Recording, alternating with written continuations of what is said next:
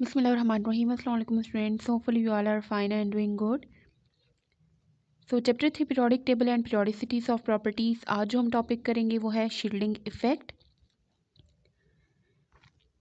Shielding effect basically हमारे पास एक protection होती है जो कि किसी भी एटम के इनर शेल इलेक्ट्रॉन्स प्रोवाइड करती हैं। तो शील्डिंग इफेक्ट की हमारे पास डेफिनेशन है, electrons present in the inner shells. Electrons किसी भी एटम के इनर शेल्स में जो प्रेजेंट होते हैं, स्क्रीन और शील्ड मीन्स प्रोटेक्शन प्रोवाइड करते हैं और स्क्रीन कर देते हैं the force of attraction of nucleus felt by valence shell electrons. Valence shell कहते हैं सबसे आउटर मोस्ट जो बाहर वाला शेल होता है उसे हम वैलेंस शेल कहते हैं, और उसमें जो इलेक्ट्रॉन्स होते हैं उन्हें हम वैलेंस शेल इलेक्ट्रॉन्स कहते हैं। उन वैलेंस शेल इलेक्ट्रॉन और सेंटर में एटम का जो न्यूक्लियस प्रेजेंट है, इन दोनों के बीच में जो अट्रैक्शन होती है उस अट्रैक्शन को इनर शेल के इलेक्ट्रॉन्स रिड्यूस कर देते हैं। इस इफ़ेक्ट को हम कहते हैं शील्डिंग इफ़ेक्ट। और ये जो फोर्स ऑफ अट्रैक्शन होती है न्यूक्लियस के बीच में और आउटर मोस्ट या वैलेंस शेल के इलेक्ट्रॉन्स के बीच में, इसे हम कहते हैं इफेक्टिव न्यूक्लियर चार्ज, और इसको हम रिप्रेजेंट करते हैं ZeF से। Trend in periodic table.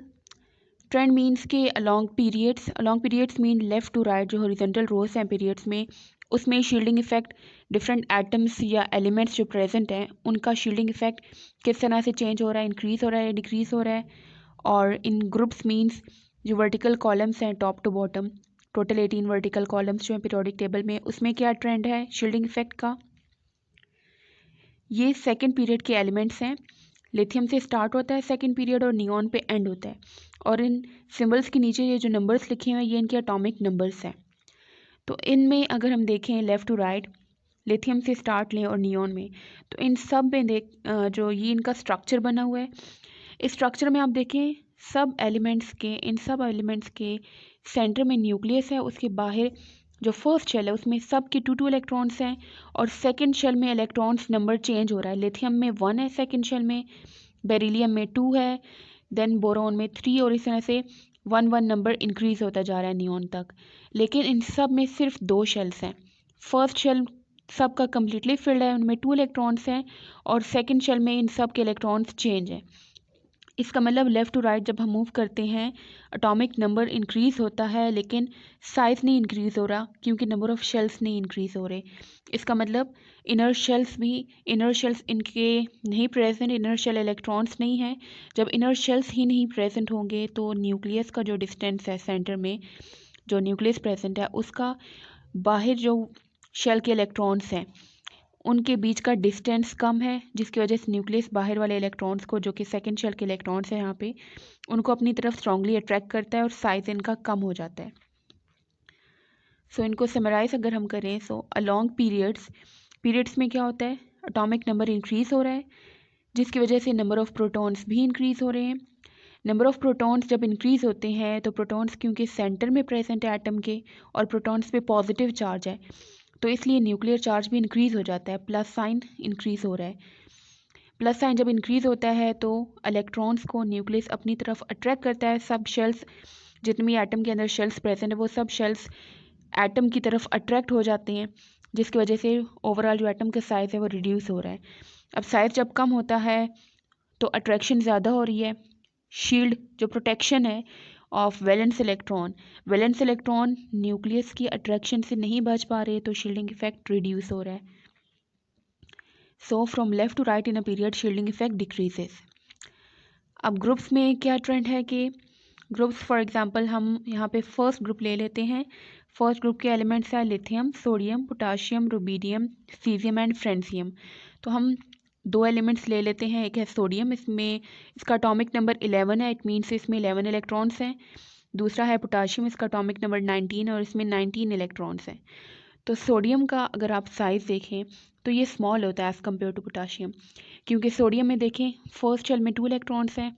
ये जो रेड डॉट नज़र आ रहे हैं आपको, ये इलेक्ट्रॉन्स को रिप्रेजेंट कर रहा है। तो सोडियम के फर्स्ट शेल में हमारे पास ये फर्स्ट शेल है, इसमें 1 और 2 इलेक्ट्रॉन्स हैं। देन सेकंड शेल है, इसमें 2, 4, 6 एंड 8, टोटल 8 इलेक्ट्रॉन्स हैं। और लास्ट जो शेल है ये इसमें 1 इलेक्ट्रॉन प्रेजेंट है। तो सोडियम के टोटल 3 शेल्स बन रहे हैं।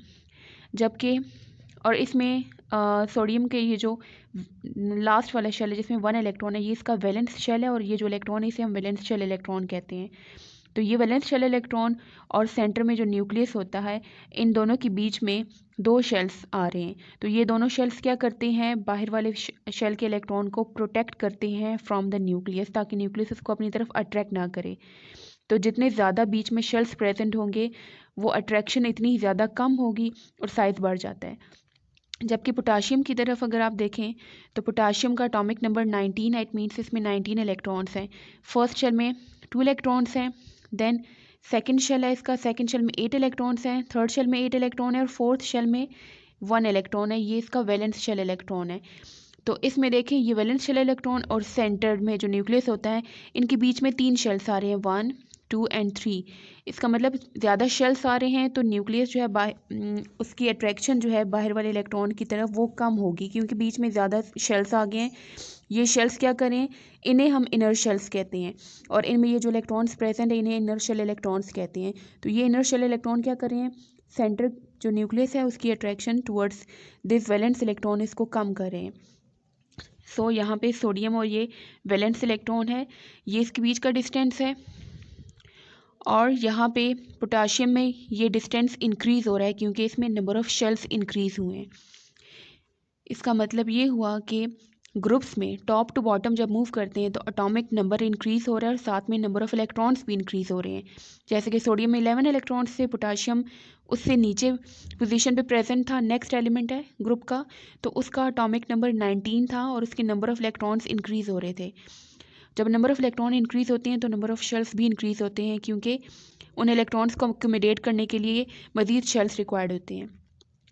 अब जब शेल्स ज़्यादा होंगे, सेंटर में इनर शेल्स ज़्यादा हो रहे हैं, तो न्यूक्लियस की जो अट्रैक्शन होती है, न्यूक्लियर चार्ज डिक्रीज़ हो रहा है और न्यूक्लियस की अट्रैक्शन भी डिक्रीज़ होगी टुवर्ड्स वैलेंस इलेक्ट्रॉन्स, और एटॉमिक साइज़ इंक्रीज़ हो जाएगा और शील्डिंग इफेक्ट भी इंक्रीज़ होता है। So top to bottom groups में जब मूव करते हैं तो एटॉमिक नंबर इंक्रीज़ होने की वजह से न्यूक्लियस अट्रैक्शन कम हो रही है, एटम का साइज़ बढ़ रहा है।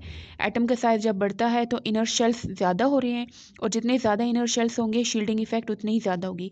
सो शील्डिंग इफेक्ट जो है वो बेसिकली डिपेंड करते हैं इनर शेल्स पे। जिस एटम के जितने ज़्यादा इनर शेल्स होंगे उसका शील्डिंग इफेक्ट ज़्यादा होगा, और जिसके कम इनर शेल्स होंगे उसका शील्डिंग इफेक्ट कम होता है। So from top to bottom in a group, shielding effect increases. Thank you so much for watching. See you next time. Allah Hafiz.